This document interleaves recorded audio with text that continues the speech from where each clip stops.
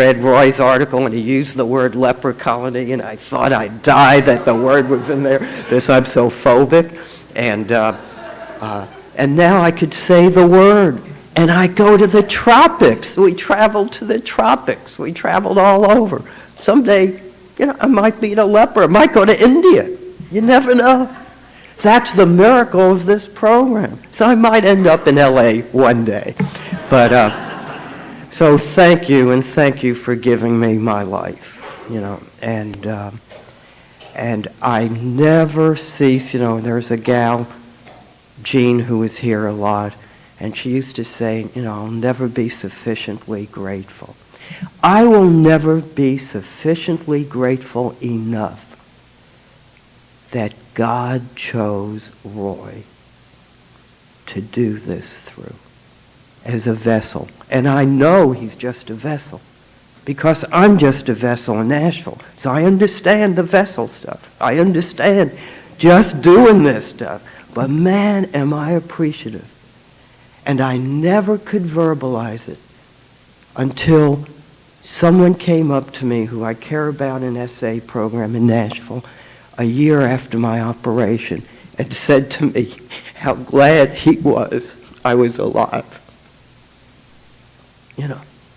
Who would have thought my life would ever be that way? And so thank you for letting me be so happy I'm alive another year since my surgery and to be part of this wonderful fellowship. Thank you.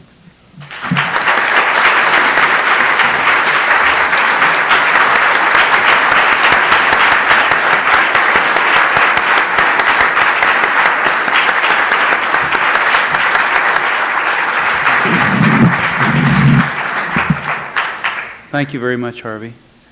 And now Roy K. from Simi Valley.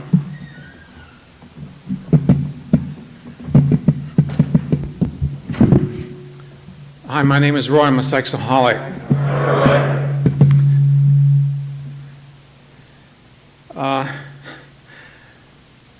I'm just so grateful to be able to follow Harvey and Gordon and Debbie, and it's really an experience just to be here. I kind of have a feeling, none of you knew this, but we all got together, all of us speakers, and designed a perfect program, just so that we'd all complement each other. We didn't know it either. You know what I'm saying. This is supposed to be a spiritual panel. Well, I've got to let you know that I'm very much here physically. And, but it's an experience for me. We're all growing. Gordon said it. And if I can't see the growth in you, then I can't grow. If I'm not willing to see God in you, I can't grow. And the thought came to me up here, it's kind of scary looking at people's faces. I'm not used to being in front. And it was so terrifying when I first got into the program in late '74 in AA to be around that table that I just couldn't take it. I couldn't stand looking into your faces. But today, I had this strange experience, the fact, and somebody, just before I came in, told me about his wife's face. And I began to look in the face of women up here just now. And I saw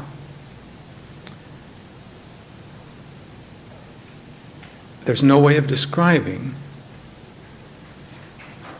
that life for me is incomplete if I can't let a woman into my life, let her face into my life.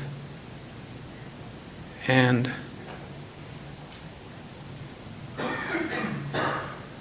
all I can tell you is life is there. God is there. And then I got to thinking, well, I watched Gordon while he was speaking. And I'm also afraid to look into the face of men. And That's another kind of gift. I haven't figured this out yet. This is the first time I've ever thought about this. But there's something here so powerful, which is all spiritual, that I can know God and know recovery no more than I can know you and let you into my life. Not into my house, especially into my, look in your face and take you. That's why in the couples meeting last night, when I dropped the seed, my action item was to look into Iris's face and smile. Look into her eyes and smile. Because I don't do that. I can't do that. I'm an isolate. And what I think I'd like to try to talk just for a minute about is something new I'm confronting in my spiritual experience that is so new, I don't know what it is, and so I'm going to be, for the first time, trying to figure it out with you, trying to do my inventory. And that's all I can give is my inventory. I can't give knowledge, I can't give psychology, I can't give sex addiction, I can't give cultural history, I can't, we can do all those things, but that's knowledge. Knowledge doesn't save. All I can do is give myself, and the only way I can give myself is to bear witness to the truth of my experience, and that's what we've been doing this morning. And that's what I want to do.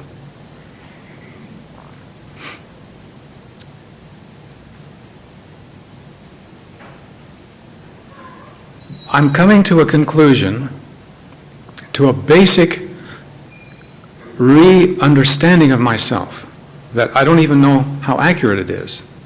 So please take what I'm going to say as something I'm struggling with. The substance and basis of my whole life until just a few days ago was the fact that I am an ego, that there is a self in me that demands my care, attention, and devotion. That self is in me. It's almost like an alter ego, a superego. That self is something that dictates to me, that judges the world, perceives the world, and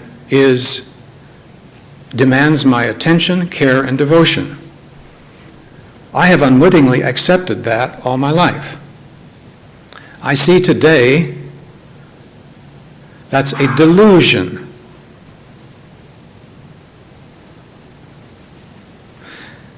That is a pseudo-self that I create. I don't know how I can describe this. Let me just try. Okay, let's say I meet you. And let's say I know you. I get to know you. And I see something in you I don't like.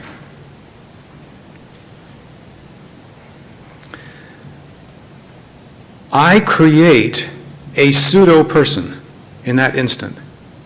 I see those few characteristics and I create a person. This is the creative power of God that we have. And I think we can do this, but we misuse it.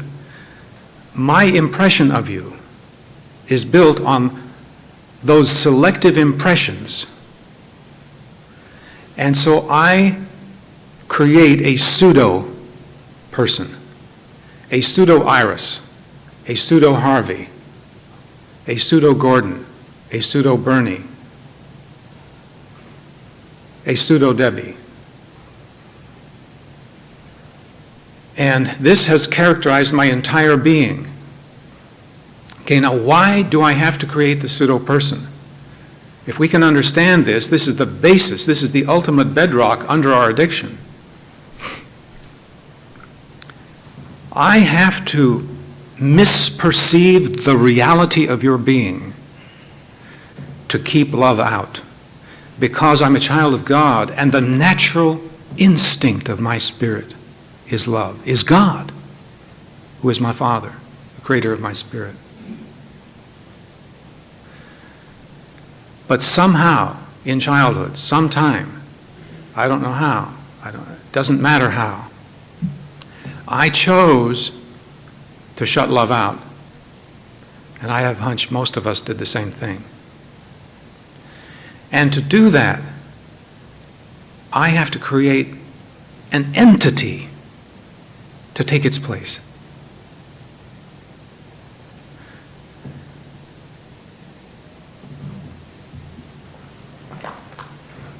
Today I have spiritual sponsors for me have over the years in recovery. Listen to this one, just a couple of sentences. This is from Love Thine Enemy, MacDonald. The thing that now makes you dislike that person is separable from him and is therefore not he. That's right.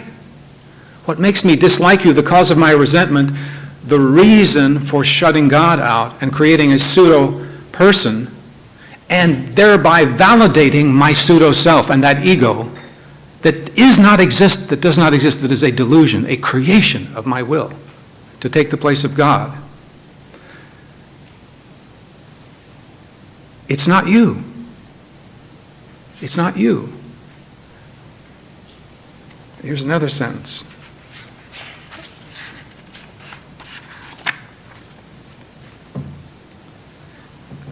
Okay, now the man thinks his consciousness is himself. I think my consciousness, my ego, this one who is dictating to me, that wants my attention and devotion, he thinks his consciousness is himself. I have a separate consciousness. That's me. That's the I. No. Whereas his life, my life, consists of the inbreathing of God and the consciousness of the universe of truth. To have himself, to know himself, to enjoy himself, he calls life. Right? Whereas if he would forget himself, tenfold would be his life in God and in his neighbors. This is so powerful, I don't even know where it is, but I want this. And I believe that somehow I've been living a delusion and therefore owe an amends to most of the people I know in the fellowship. Because my first instinct is this perversion of the reality, to only look at those things and to find and seek those things in your words, your demeanor, your face, your actions, that'll give me a reason for creating the pseudo-person, rejecting you, and therefore keeping God out and keeping love out, keeping myself divorced from the source of my life. Forget keeping us separated.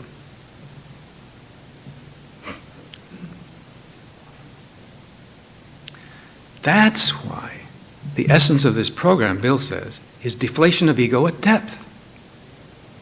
This ego of Roy has to die, not just be deflated, die. And I want it killed. I don't want that self anymore. I want the love of God. I want the natural inbreathing that will make me my full self. The self that can look in your face and just take you in.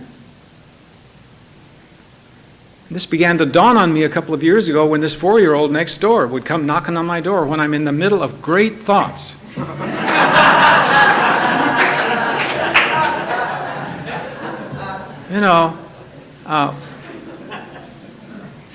This is a delusion. And here was life and God, and this man, this gift of God, this fellow came from a very dysfunctional family, won't tell you the story, would keep looking. I'd open the door reluctantly, and the instinct is, get out of here. I don't let him in, but he stands there with those big blue eyes just looking up at me. And he will not go away until the invisible curtain goes down and I take him in. And it's such a marvelous experience to take him in. Somebody's little baby up here, a couple of babies around here this weekend, and I could do the same thing, look in their eyes and take them in. I could never do that. I'm a babe in this program. I want a new beginning. I want the love of God. And it takes death of this ego. And all I have to do is recognize the lie that you are what I have created out of my need to shut love out.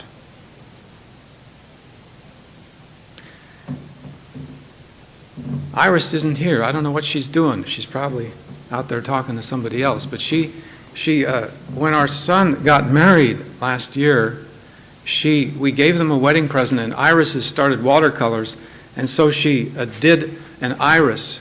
And this is just a copy. They've got the original. These are the leaves, however.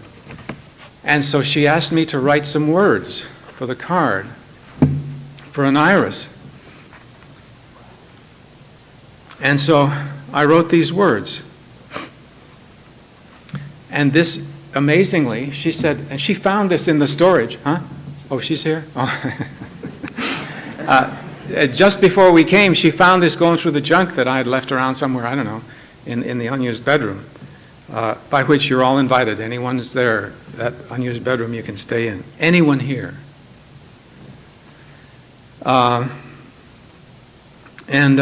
She kind of said, you ought to take that with you. You might need that.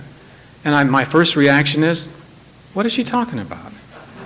But I'm getting to sense some of those signals, just like the face of the 4-year-old boy, that are the gift of God. Anyhow, here's what I wrote, and it has to do with the bulb. The iris thing is the bulb.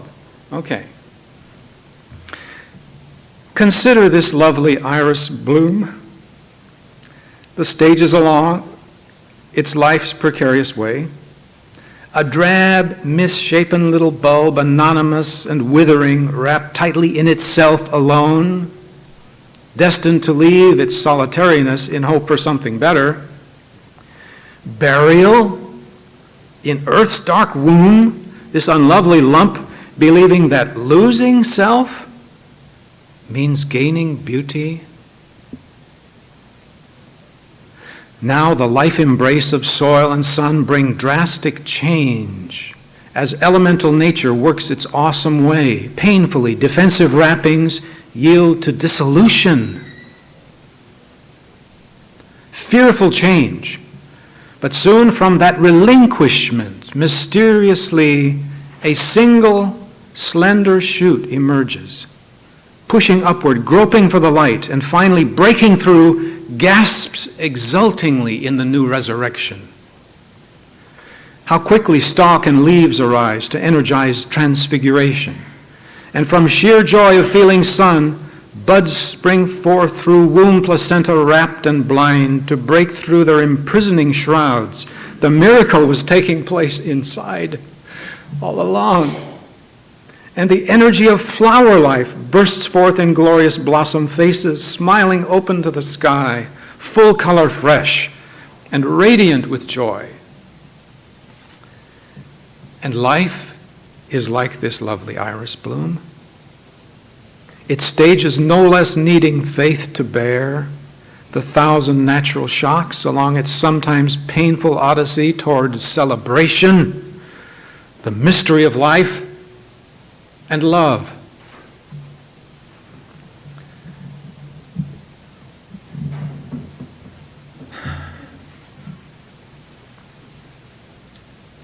We're at a stage in S.A. where we're facing the greatest organizational changes and the greatest temptation S.A. has ever known.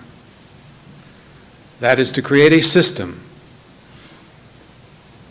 And the hallmark of system is something that shuts life out. Let us, in all of our deliberations, be careful that first we let life in, and the organization will flow from that. First things first, from the inside out. My prayer and my hope for myself today, and I can't do this without you. I can't do this without looking into your face, the face I don't like, the face I know something wrong about, the face that doesn't look like, and there's so much to this subject. I can't do it without you. And I can't do it without my wife. I want to just reiterate what I said the other day. There is no recovery for me, anything beyond what's recovery in this marriage, with this person, and with you. I don't care how many years sober. Sober is not well. There is no recovery, any more degree of recovery than I have with you and with my wife. Let us pray together. Our God, we just want your love. We don't know how to have it. We need it. We're all working toward it. And we open our hearts as this. And we're willing to go into the ground and the dissolution of the wraps of that death shroud we have put around us. We're willing to die to see the beauty of each other in your life and love. Thank you.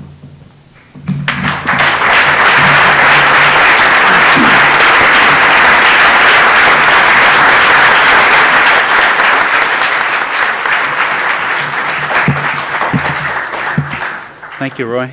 And now we'll hear from Rhonda from Chicago.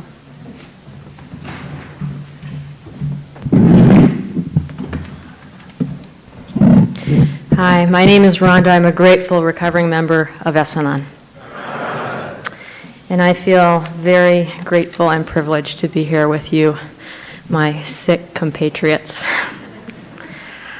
I did write a few things down, and if I talk about those, great. If I don't, well, I guess God didn't want me to. I am discovering just how this program is a spiritual program, how that's all there is, really. I didn't understand that when I came. I didn't really understand anything. I was pretty clueless. I thought that this was my role. I'm supposed to come to the auxiliary group to help my husband recover. But then I started getting into my own pain and my own feelings and all the crap that I had stuffed for a long time. So this has been this spiritual journey has been slow, painful, but increasingly wondrous. And I just want to share some of that with you. I find particular comfort in the words of the second step, came to believe. Because as a perfectionist, I think that I should already understand this and I should be living it. But that's not what it's about. So I take comfort in that there is a process that's involved. I remember when I was doing my second and third step work with my beloved sponsor. And I was getting into that perfectionism thing, and I remember whining to her at the end. I said, well, you have to understand first that from my faith tradition, there is an individual named Paul, St. Paul, and he had a very Bill W-like experience, this flashing blindness, incredible spiritual awakening. And so I was whining to her at the end. I said, I just want to have like a St. Paul-like experience, God kind of going zap, and I get it. And we laughed, but there was actually seriousness in my heart. This is what I wanted. And in the particular format that we were using, there was a place for her to write kind of her response. And she put in there, and I just cherished this, she said, Rhonda, you are having a St. Paul-like experience. Keep reading. Because I have selective memory and selective reading, and I like to just look at the good parts, the parts that really impress me. And I forgot that St. Paul goes on and has major struggles with faith, major, and is always lamenting his unbelief. So I'm having a very St. Paul-like experience. I also, in our S-Anon Step Study Guide, have always, it seems like my eyes just stop when we're doing, I think it's step 2, maybe step 3, but I think it's step 2, where there's this line that I think is lifted actually from the Big Book of A.A. It talks about how few of us could be reasoned into faith, that it's not a matter of logic, that we came to faith through seeing the actions of God in our life. And my eyes have always lingered there because I think I should be argued into faith or have that, but the reality is that I am seeing the actions of God in my life, and that is what is bringing me to faith. Those little, as Debbie said, those mini spiritual awakenings along the way, that's what it's about. I want to say, too, just to start off with, I think a lot of times in our recovery, we can dwell on the negative, and we go through that blame stage. It's like, woe is me, my parents did nothing right, therefore I am the miserable wretch that I am today, in pain. And I want to say here today how grateful I am to my parents. I mean, yeah, they did a lot of unhealthy things, but they inculcated me with a belief in God, period, a foundation.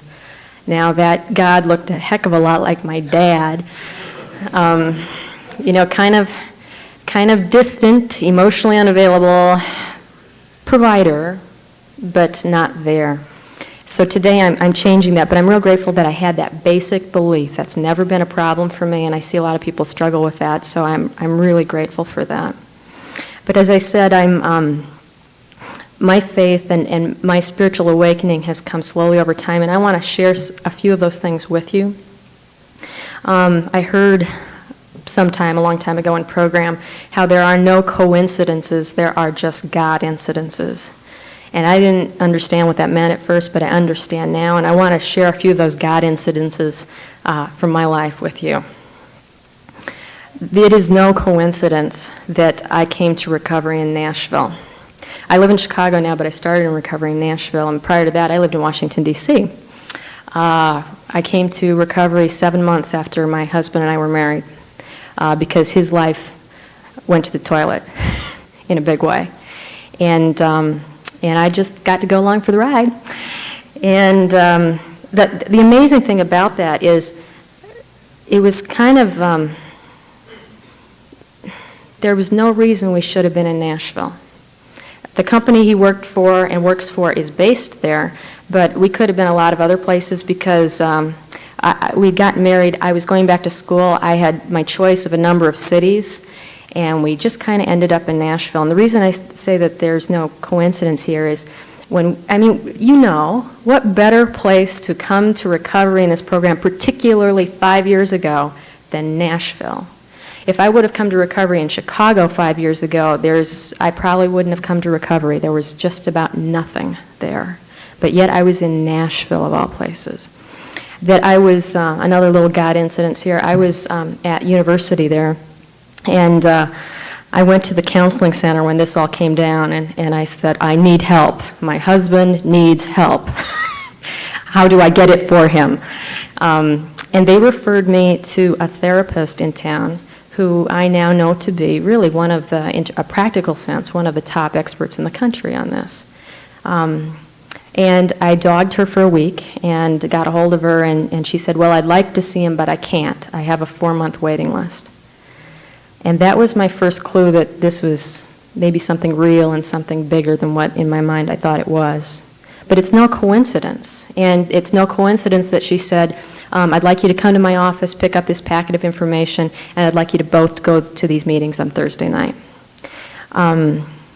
So we went, and it's kind of funny in retrospect. She said, he'll know whether or not this is a problem for him. I find it hilarious that now that she didn't tell me, you'll know whether this is a problem for you, because I was clueless.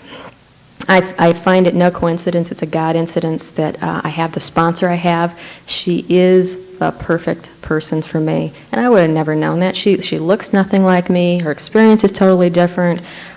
She's, 48, something like that.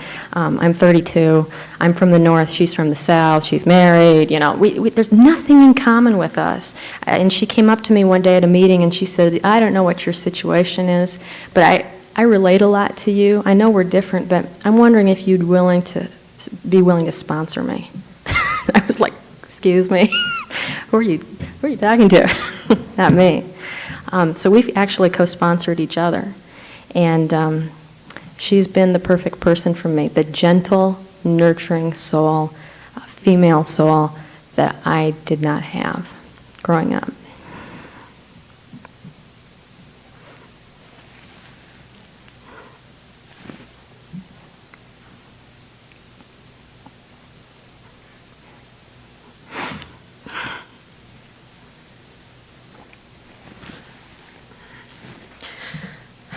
There's something about these microphones, it's like...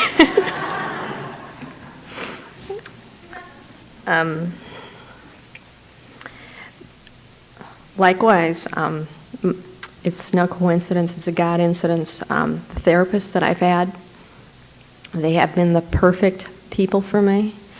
I firmly believe that my higher power has steered me toward them. And it's just little coincidences that come up. My current therapist, I was asking, actually my pastor, for a referral, and he says, well, I'm not sure, because I was actually asking for a career counselor. And he says, why don't you call over here? And I called over there, and this center said, well, we don't do that on an individual basis. And just this thing welled up from within me, this honesty, and I said, well, I'm actually looking for a regular therapist, too. And this is what I need. Chunk, chunk, chunk, chunk, chunk. You know, my little analytical self came out, and I was directed to her, and she's been just a gift from God. This disease is no coincidence. This may be just my personal bias, but I'm really grateful that it's this disease in our lives, because I believe that the recovery from this disease is so true, and it's so bottom line.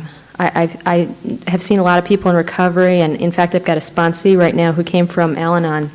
She'd been in Al-Anon for 5 years, and she said, you know, I finally get it now. Because this is just so deep, and it gets to the core of it. And so this disease is no coincidence, because I truly believe that my God wanted me. And I just wasn't listening before, and he had to use a big enough hammer to get my attention. For the last 5 years, the time in recovery, those of you that know me and know my story know that I've had just incredible angst over the fact that I don't know or didn't know what direction my career should take. In my family of origin, you are what you do. My father is the president of a trade association. My oldest brother was an attorney. The next one's a commodities broker. The next one's an accountant. There's me with a graduate degree. My sister's an insurance underwriter. We just look good. And so I came out of that, you are what you do. And for the last 5 years, I've had zero clue about what to do next. It's like there's been this fog, and the doors are closed, and I just don't know.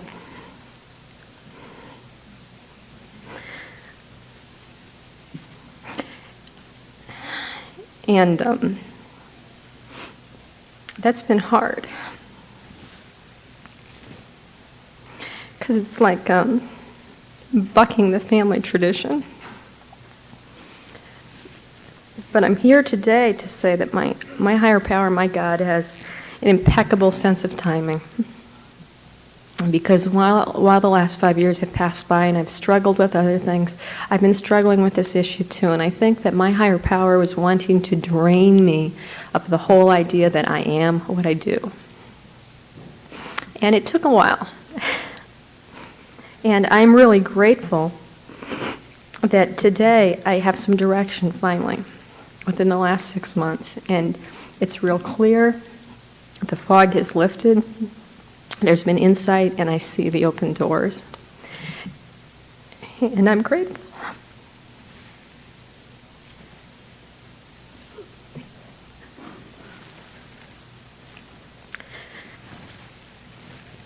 And like I said, there are no coincidences. In the last 5 years, I've been doing things that will directly relate to what I'm going to be doing. They have laid the foundation for what I'm going to be doing, both on a kind of an interim basis and long term. There are no coincidences.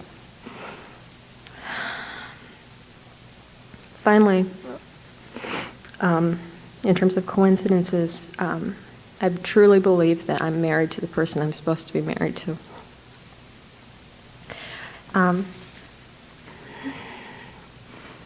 We're learning to fight and to argue, to have struggles, to have conflict, and to hang in there with each other. And for two people that would prefer to withdraw and escape, it's a struggle. But I truly believe that God has given me in the package of my spouse the things that I need for my spiritual growth. And so I'm willing to hang in there with it. So I've got the tapes of Chuck C., a new pair of glasses, and I'm learning to look at life with a new pair of glasses. And the line from that tape about heaven is just wearing a new pair of glasses. It's all about perspective. It's all about attitude. And I'm learning to look at life with a different perspective and attitude. I'm learning to see God there, see where He is, hear where He is through you people. I'm learning to be open to God's presence and help along the journey, to just be content on the journey rather than quit looking for the end point. I'm trying to develop the habit of discipline to continue to be open and to remain open. I am doing things as like I'm not playing the radio on my way to work, on my commute. I am getting quiet. I'm checking in with God. At stoplights, I whip out my Al-Anon Courage to Change. And maybe that's not the most focused, disciplined way to do it, but it's what I can manage right now. And what's kind of interesting about that is I'm going to dare to share this. When I get real quiet in the car there and I get real honest and I tell God what I'm feeling today and what's going on with me, I get goosebumps when God, He doesn't necessarily talk to me, but I know I'm connected when I'm getting goosebumps. And it has nothing to do with the temperature of the air in the car or what's going on. I just know I'm connected then. And that's kind of cool for me. I'm really grateful for that, that God has given me that little physical sensation to know when I'm connected. So it's about willingness. It's about getting quiet for me. It's about noticing things in nature, in other people. It's about change in attitude.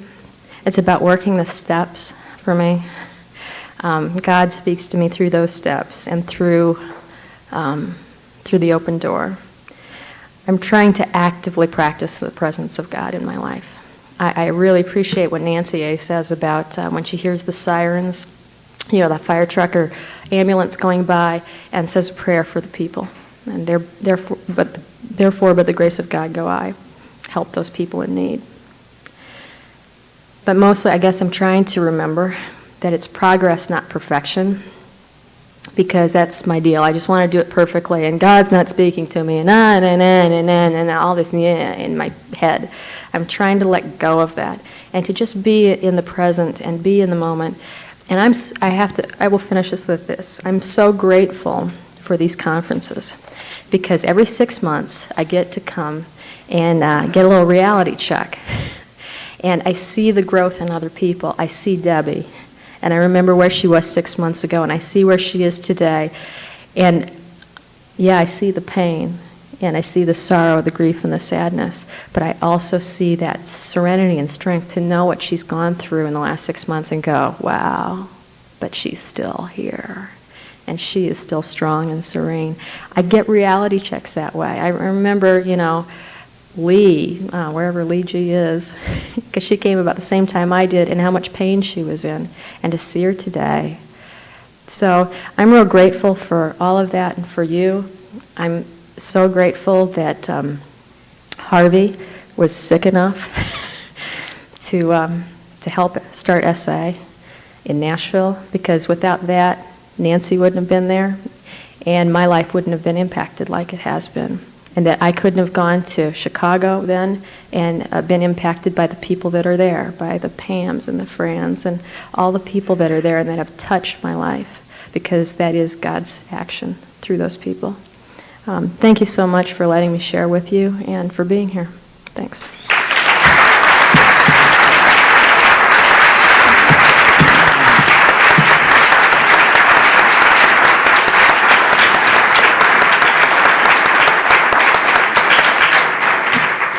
Thank you, Rhonda. I'd like to just keep going on forever and ever in this. It's great. Could we close with the Our Father with a big circle? And then, do you want to make an announcement? Sure. I have some announcements to make while you're making the circle. I'm sure you can walk and listen at the same time as long as you don't talk. Checkout time is 12 o'clock for those leaving today. Be sure you take care of that. We're going to ask for a seventh tradition before we leave the room today to help seed money for the conference in Orange, California. And somebody lost an 8-year sobriety chip. So one of the 4 8-year sobrieties, it's yours? What did it look like? Oh, come get it. It's right here at Roy's place. It'll be safe. Okay, Right after this meeting, we'll take about a 10-minute break. S-Anon has a meeting upstairs, remembering what to take with Maria, or discovering what to take. And we have an open mic in this room. After the open mic in this room, there'll be a conference committee for the conference committee people of both the next conference and this one. And we'll just take a quick break between this meeting and the open mic. Thanks.